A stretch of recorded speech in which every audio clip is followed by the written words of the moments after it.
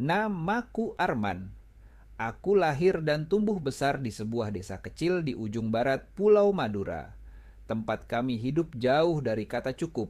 Listrik masih suka padam, jalanan masih tanah, dan satu-satunya hiburan kami hanyalah suara angin yang membawa bau laut setiap sore.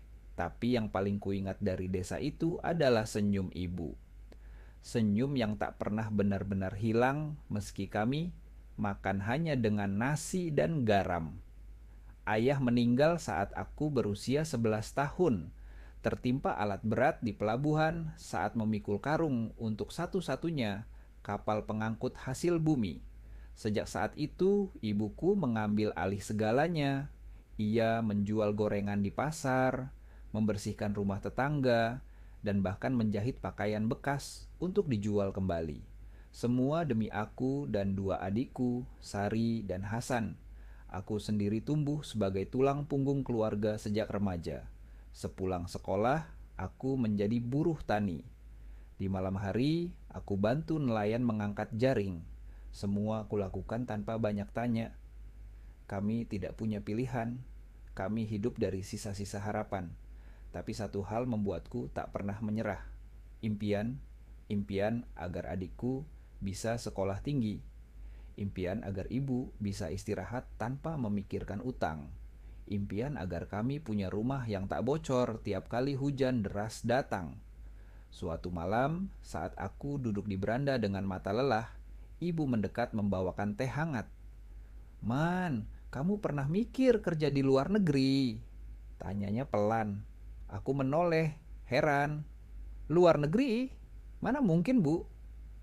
Ada anak tetangga kita, Deni. Katanya dia kerja di luar. Gajinya cukup untuk bangun rumah. Mungkin kamu bisa coba juga.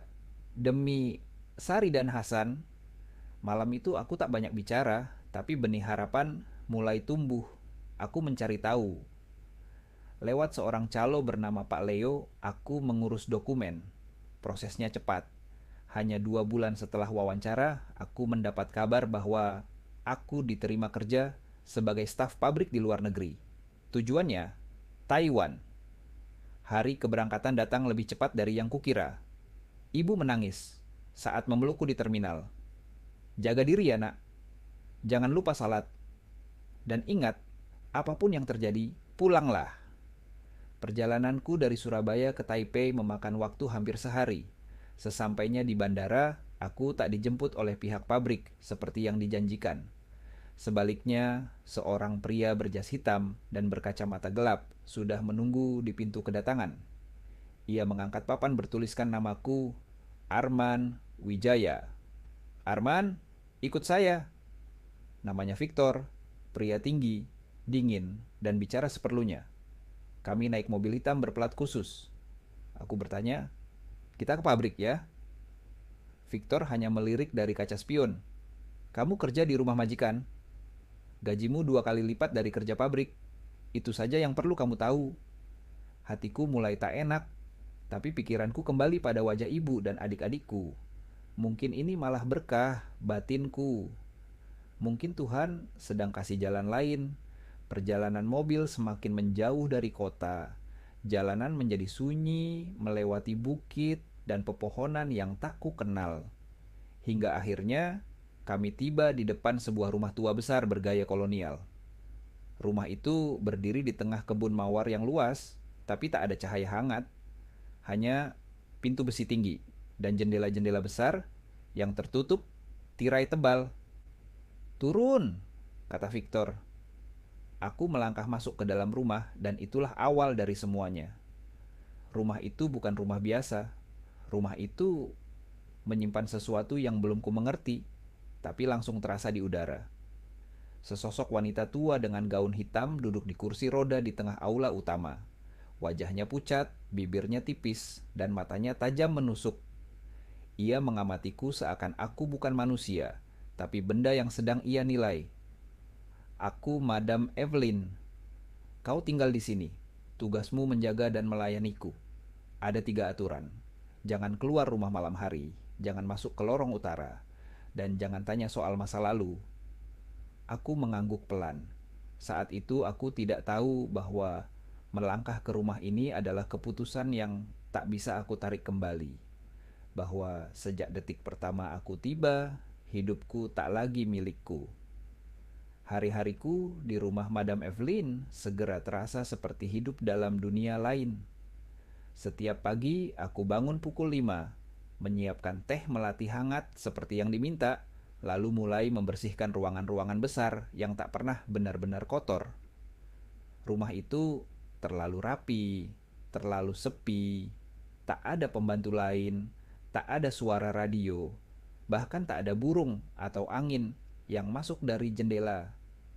Yang terdengar hanya suara langkahku dan detak jarum jam tua di ruang tengah. Jam yang seolah berdetak lebih keras saat aku sendirian. Madam Evelyn hampir tak pernah bicara. Ia hanya muncul saat sarapan dan malam hari didorong oleh kursi rodanya sendiri menuju ruang baca. Di ruang itu, ia duduk berjam-jam menatap dinding, kadang membaca buku-buku tua berbahasa Latin yang tak kupahami. Lampu jarang ia nyalakan, ia lebih suka cahaya lilin. Dan entah kenapa, semakin lama aku berada di rumah itu, aku merasa cahaya lilin lebih cocok dengan suasana rumah itu daripada lampu listrik. Tapi bukan hanya itu yang membuatku gelisah. Dari hari pertama, aku diberi 3 aturan yang tak boleh dilanggar. 1. Jangan keluar rumah setelah matahari terbenam. 2. Jangan pernah masuk ke lorong utara. 3. Jangan tanya tentang masa lalu, madam. Awalnya, aku hanya menganggap aturan itu sebagai kebiasaan aneh orang tua. Tapi makin lama aku tinggal, makin aku sadar bahwa aturan itu bukan basa-basi. Aturan itu seperti pagar, tak kasat mata, melindungi sesuatu, atau menahan sesuatu agar tidak keluar. Rasa penasaran mulai tumbuh dalam diriku, terutama soal lorong utara. Lorong itu berada di bagian rumah yang paling gelap. Pintu kayunya berat, tertutup debu dan sarang laba-laba. Tapi entah kenapa setiap kali aku melewatinya, ada hawa dingin yang menyentuh tengkukku, seperti nafas seseorang yang berdiri terlalu dekat. Di ujung lorong itu tergantung sebuah lukisan besar. Seorang gadis muda berdiri di tengah kebun mawar. Gaun putihnya melambai, wajahnya menunduk, tapi matanya, meski hanya dilukis, terlihat seperti sedang mengamatiku. Setiap kali aku membersihkan area dekat lukisan itu, bulu kuduku berdiri. Dan setiap kali aku berpaling, aku merasa ada yang mengintip dari balik pintu lorong. Yang paling mengganggu bukan lorong itu, melainkan cermin-cermin tua di rumah ini. Hampir setiap ruangan punya cermin besar berbingkai kayu gelap. Tapi anehnya, bayanganku di cermin-cermin itu selalu terasa tidak sinkron. Kadang gerakanku di cermin terlambat, sepersekian detik. Kadang terlihat terlalu pucat.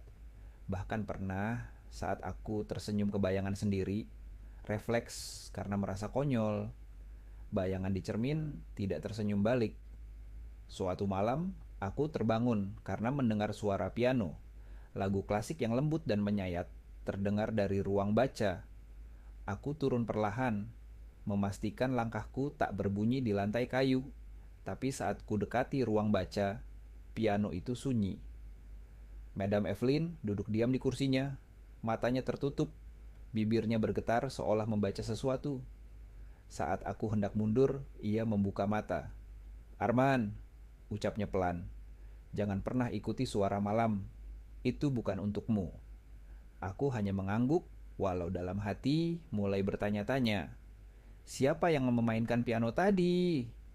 Keesokan harinya, aku kembali membersihkan ruang tamu.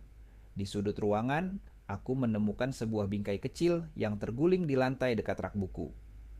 Gambarnya sudah lusuh, tapi terlihat sosok gadis muda yang mirip dengan lukisan di lorong utara. Di balik foto tertulis nama Clara Evelyn 1997. Aku membawa foto itu ke Madam. Saat melihatnya, tangannya gemetar. Ia tidak mengambil foto itu, hanya berkata, "Letakkan kembali, dia lebih suka di tempatnya."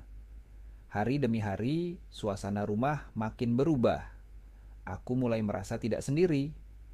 Kadang saat sedang menyapu halaman belakang, aku melihat bayangan putih melintas cepat di jendela loteng. Tapi saat ku cari, tak ada siapa-siapa.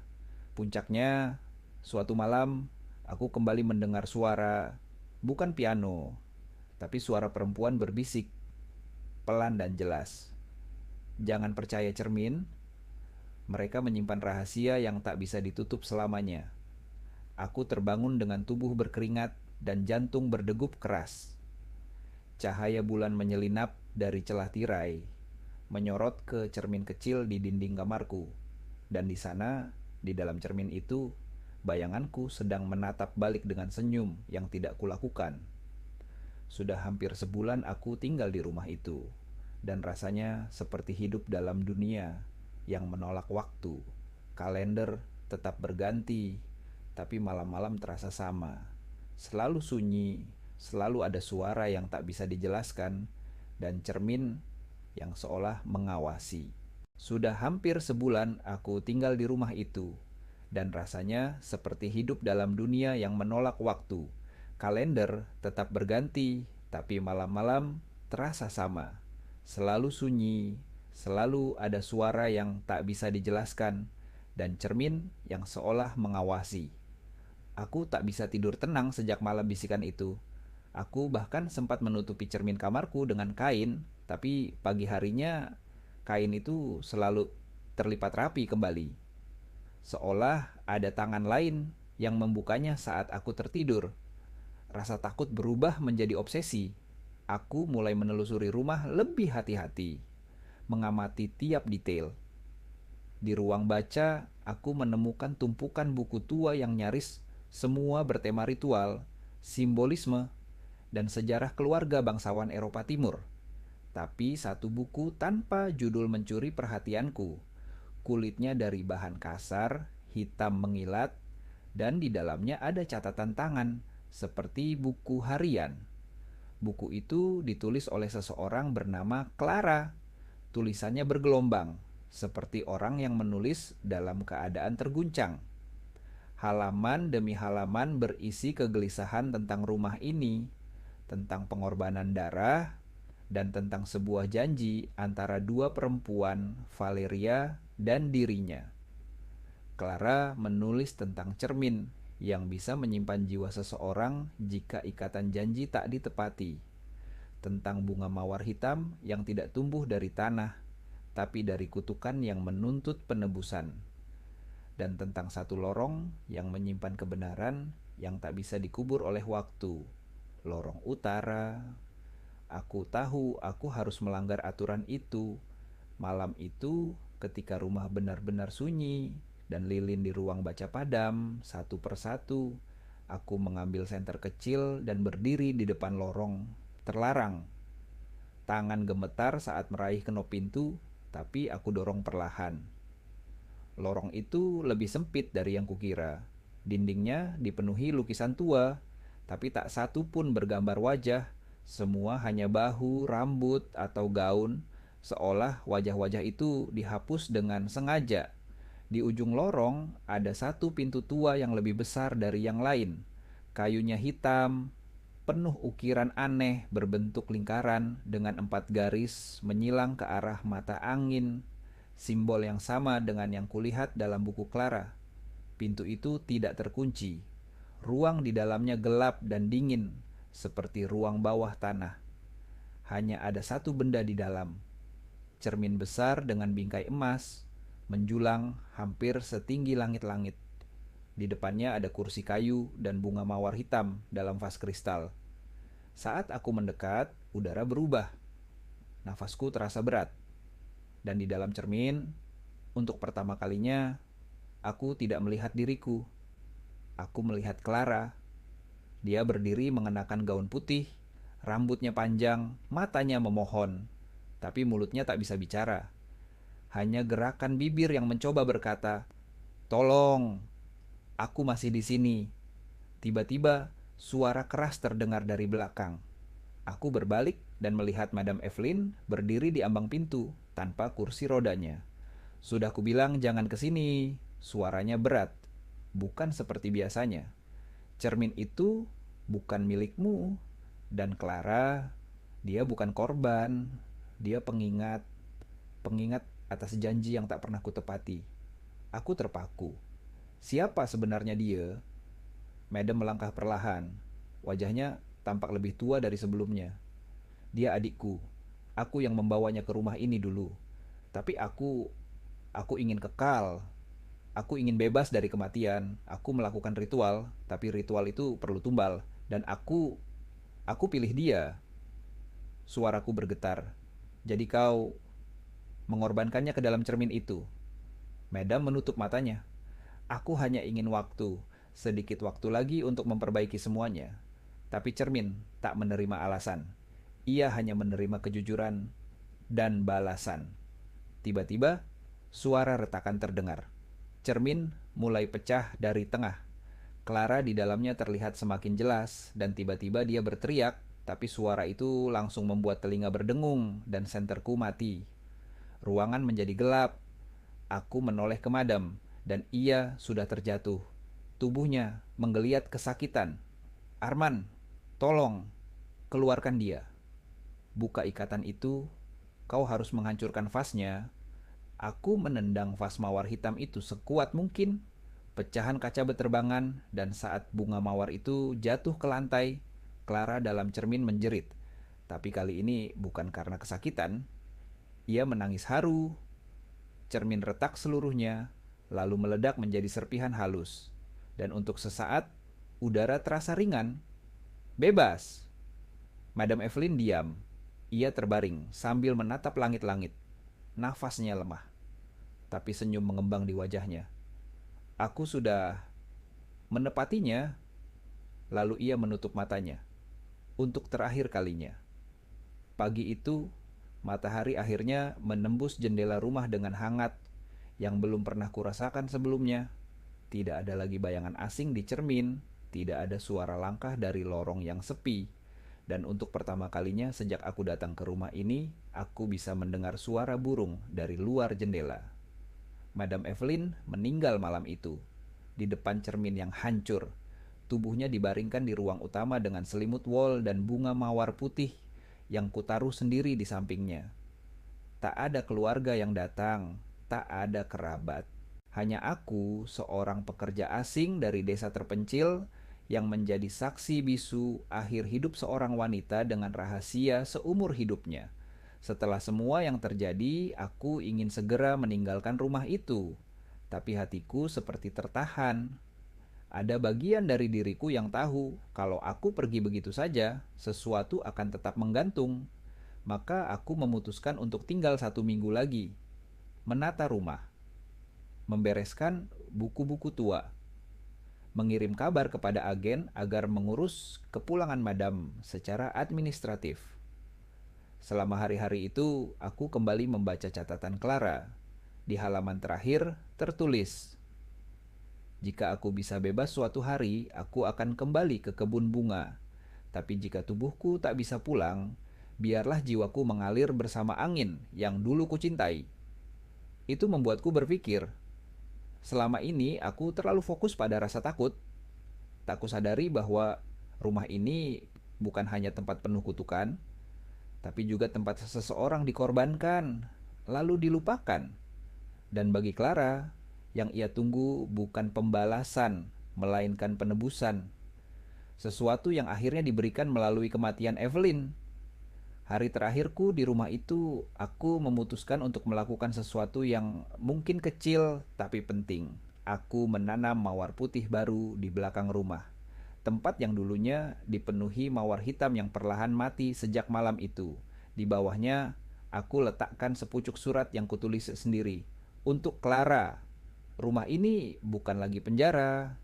Terbanglah bebas bersama cahaya pagi. Dan untuk Madam Evelyn, semoga kejujuran di akhir membawamu pulang dengan tenang. Setelah itu, aku meninggalkan rumah itu. Tidak dengan rasa takut seperti saat pertama datang, tapi dengan perasaan seperti baru terlahir kembali. Jalanan yang kulalui saat meninggalkan rumah itu terasa lebih terbuka. Langit lebih biru, angin lebih jujur. Sesampainya di kota, aku menyerahkan surat laporan kepada pihak agen. Dalam laporan itu, aku tidak mencantumkan hal-hal supranatural. Aku hanya menulis, majikan saya meninggal dalam damai, tidak ada pelanggaran hukum, saya ingin pulang. Beberapa hari kemudian, aku kembali ke Indonesia. Ketika melihat wajah ibu dan adik-adikku di terminal, aku menangis. Bukan karena sedih, tapi karena bahagia bisa kembali. Karena meski banyak yang tak bisa kuceritakan, aku tahu mereka bisa melihat sesuatu telah berubah dalam diriku. Aku pulang sebagai seseorang yang telah menghadapi kegelapan dan memilih untuk tidak menjadi bagian darinya. Hari demi hari berlalu di kampung. Aku mulai bekerja kecil-kecilan, menabung, dan perlahan membangun warung untuk ibu. Tidak besar, tapi cukup membuat kami bisa makan tanpa cemas. Adikku Sari mulai kuliah, dan Hasan belajar dengan giat. Aku tak pernah menceritakan apa yang terjadi di Taiwan secara lengkap. Tapi kadang, saat malam sunyi, aku melihat ke cermin kamar dan tersenyum kecil. Karena kadang, bayangan itu membalas senyumanku dengan hangat. Bukan hantu, bukan ilusi, tapi mungkin hanya rasa damai dari seseorang yang akhirnya bebas. Dari kisah ini, aku belajar satu hal penting. Rahasia tak selamanya harus disimpan, dan janji tak selamanya bisa dihindari. Ada harga yang harus dibayar atas pilihan, tapi di ujungnya, kejujuran tetap satu-satunya jalan pulang. Dan untuk kalian yang mendengarkan kisah ini, ingatlah, tak semua rumah berhantu, tapi beberapa rumah menyimpan luka yang belum sempat disembuhkan. Terima kasih telah mengikuti perjalanan ini. Sampai jumpa di cerita berikutnya.